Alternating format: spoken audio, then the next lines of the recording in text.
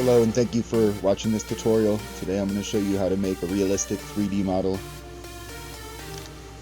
using Character Creator 3, Iclone 7, and Cinema 4D, just using a picture.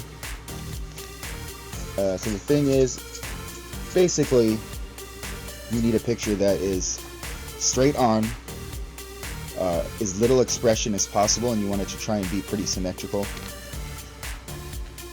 You can see that's me and that's my son, and I did some here just to give you an example up front of what it can look like.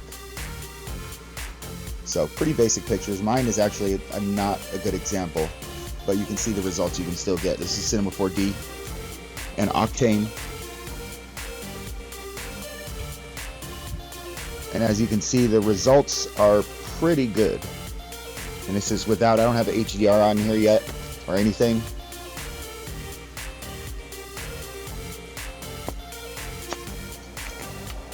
So I'm going to show you, this is kind of the results you can get.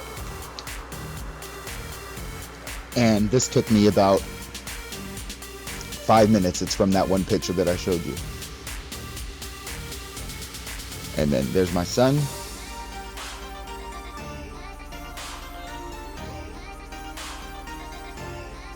And as you can see, his picture is pretty close as well.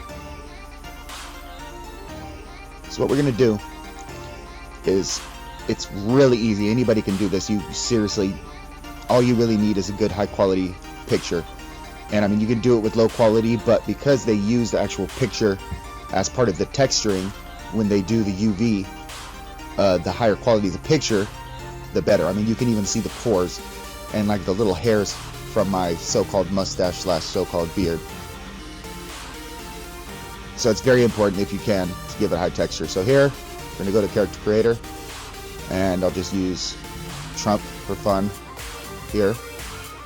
So I load the picture, and then you have a couple choices once it's loaded.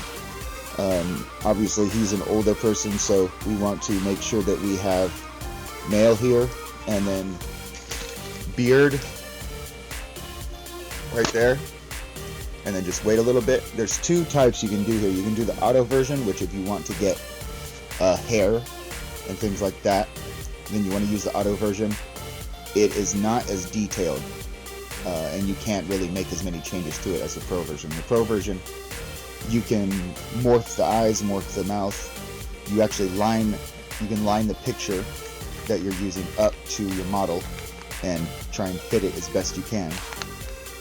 But I'm pretty satisfied with these results.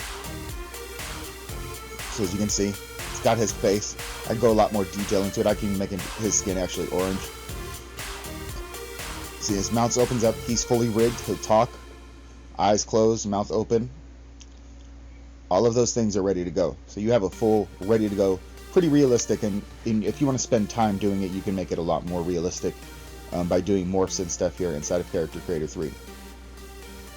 So just for this example, I'm just going to show you, I'm just going to go straight and export this as an FBX or an Alembic. You have to reattach the material if you do an Alembic, but it's kind of annoying, especially if there's a lot of textures to it. So I kind of avoid that if at all possible, but FBXs can be a bitch inside of Cinema 4D because their location is keyframed, and so then you have to go in and delete the location keyframes for position, scale, and rotation. And so that's a pretty good result right there. I'm happy with that. Obviously he looks really dumb, but whatever. So it's pretty easy, really easy to get these results. And the great thing about this is, if you don't know how to animate really well in Cinema 4D, you can go into Iclone, and it is extremely simple. They have a ton of motion files that are easily put in and manipulated.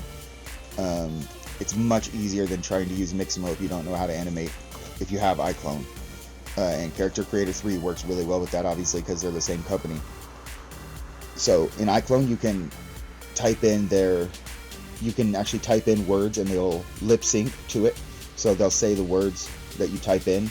You can use a motion puppet where you direct them in certain ways with your mouse rather than having to animate it frame by frame. It's much better, so I suggest you check that out.